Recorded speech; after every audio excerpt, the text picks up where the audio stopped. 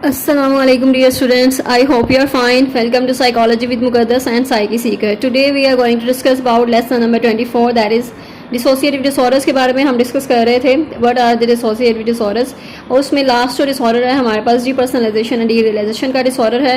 और इसमें 3 टाइप के डिसऑर्डर्स है जिसमें हम आइडेंटिटी वाइज देखते हैं अगर आइडेंटिटी में कोई डिस्टॉर्शन है या फिर मेमोरी में डिस्टॉर्शन है या फिर डीपर्सनलाइजेशन डीरियलाइजेशन मीन अवेयरनेस में कॉन्शियसनेस में कोई डिस्टॉर्शन है. इसमें जो डीपर्सनलाइजेशन रियलाइजेशन का कॉन्सेप्ट था वो पहले भी डिस्कस हो चुका है. इट मींस आपकी जो रियलिटी है वो डिस्टॉर्टेड है और आप जो है वो अनरियल फील कर रहे हैं या फिर ड्रीम लाइक सिचुएशन में हैं आप. डीपर्सनलाइजेशन मीन अपने आप के बारे में, यानी आपको अपने आप के बारे में लग रहा है कि आपकी फीलिंग्स जो हैं, इमोशंस जो हैं वो सब कुछ लाइक ड्रीम लाइक सिचुएशन लग रही है कि आप वो नहीं हैं. और डीरियलाइजेशन मीन आपकी जो सराउंडिंग है, जो एक्सटर्नल है, आप उसके बारे में श्योर नहीं हैं, आप उसके बारे में डाउटेड हैं कि ये ड्रीम लाइक सिचुएशन है, अनरियल है सब कुछ. So that is depersonalization and derealization. और इसकी जो एक्सपीरियंसेस अनरियलिटी के हैं वो इस तरह से इनका डिफरेंस है दोनों में. और डीपर्सनलाइजेशन में आप अपने बारे में अनअवेयर, अपने बारे में अनरियल फील कर रहे होते हैं. डीरियलाइजेशन में आप वर्ल्ड के बारे में, यानी आउटसाइड द वर्ल्ड, आउटसाइड जो आपकी सराउंडिंग्स हैं, एनवायरनमेंट है, आप उसके बारे में अनरियल फील कर रहे हैं. एंड दैट इज़ स्पेसिफाइज का डिसोसिएटिव फ्यूज के साथ है.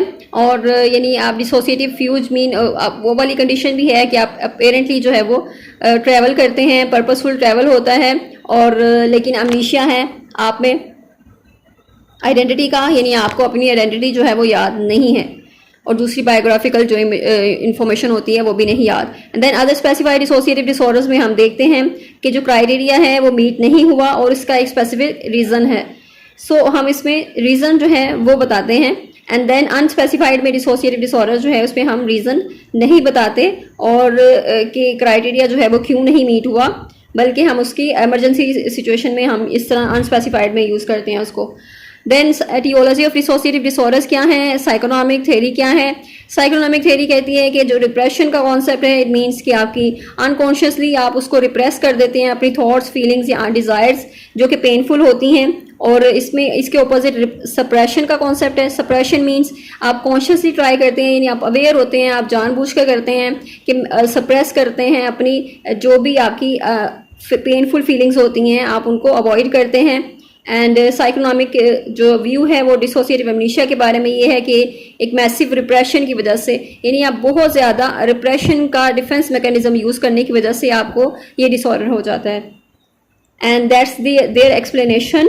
एंड चिल्ड्रन, यहाँ पर उन्होंने बताया है कि बच्चे जो हैं अगर बहुत ज़्यादा ट्रॉमेटिक इवेंट्स जो हैं एक्सपीरियंस करते हैं और जिसकी वजह से वो बहुत ज़्यादा ये रिप्रेशन का यूज़ करते हैं, ये डिफेंस मैकेनिज्म का यूज़ करते हैं, जिसकी वजह से वो दूसरी पर्सनालिटी भी बन जाते हैं कभी तो, और जिसमें वो कंफर्ट फील करें और वो बिल्कुल डिटैच हो जाते हैं अपनी पहली वाली पर्सनालिटी से. सपोज कि उनको अच्छा नहीं लगता कि वो टिमिड हैं या फिर वो डरते हैं, तो अगर वो दूसरी जो पर्सनालिटी है वो उस तरह बना लेते हैं, उसको ब्रेव बना लेते हैं, जिससे वो अपनी जो भी उनकी डिज़ायर होती है वो उसमें देखते हैं उसको. तो इस तरह से डिफरेंट पर्सनालिटीज़ फॉर्म कर लेते हैं वो. So that's the reason. Next है बिहेवियरल थेरेपी. बिहेवियरल थेरेपी कहती हैं कि जो ट्रॉमेटिक इवेंट्स होते हैं जिसको हम भूलने की कोशिश करते हैं तो वो सारी जो हैं वो हमें रिलीफ प्रोवाइड कर रही होती हैं. हमारी एंग्जाइटी जो है उससे रिलीफ मिलता है हमें. तो इस सूरत में हम उसको फिर ज़्यादा यूज़ करना शुरू कर देते हैं, उस डिफेंस मैकेनिज्म को ज़्यादा यूज़ करना शुरू कर देते हैं, जिसकी वजह से फिर हमें ये जो है वो डिसऑर्डर होता है. और ये उसका एक रीज़न जो है वो एक कॉज है या फैक्टर है. So other he is environmental factor, यानी दूसरे जो इन्वायरमेंट से रिलेटेड फैक्टर हैं वो भी रोल प्ले कर रहे होते हैं इसमें, जिसमें आपके फिजिकल सेक्सुअल अब्यूज़ है, अवॉइडेंस ऑफ इमोशंस हैं, यानी आपको अवॉइड किया गया है या फिर आपके चाइल्डहुड एक्सपीरियंसेस जो थे वो अच्छे नहीं रहे. एंड देन पर्सनल फैक्टर्स हैं. पर्सनल फैक्टर्स मीन्स इसमें कुछ टाइप्स कुछ होते हैं इंडिविजुअल जो कि प्रॉब्लम सॉल्वर्स होते हैं, कुछ हार्म अवॉइडेंट होते हैं. प्रॉब्लम सॉल्वर्स मीन जो आप प्रॉब्लम को सॉल्व करना जानते हैं, जबकि हार्म अवॉइडेंट मीन जो अवॉइड करते रहते हैं. सो हार्म अवॉइडेंट का जो टेम्परामेंट है, जो बिहेवियर है, वो इंडिविजुअल्स ज़्यादा वल्नरेबल होते हैं, उनमें ज़्यादा टेंडेंसी होती है इन डिसऑर्डर्स को डेवलप करने की.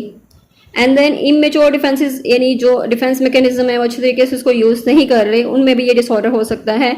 और परसीव, अच्छा नेक्स्ट जो है, people have already perceived ideas about certain situations, यानी उनकी पहले ही जो कॉग्निशन है, जो माइंडसेट है, वो पहले ही नेगेटिव है, नेगेटिव परसेप्शन है, जिसकी वजह से उनमें टेंडेंसी होती है कि ये डिसऑर्डर उनमें हो सकते हैं। साइकोलॉजिकल फैक्टर्स में जो साइकोलॉजिकल स्ट्रेसेस हैं या कॉन्फ्लिक्ट्स हैं इंसान की लाइफ में, वो भी इसमें रोल प्ले कर रहे होते हैं कि उसमें ये डिसऑर्डर्स हो सकते हैं।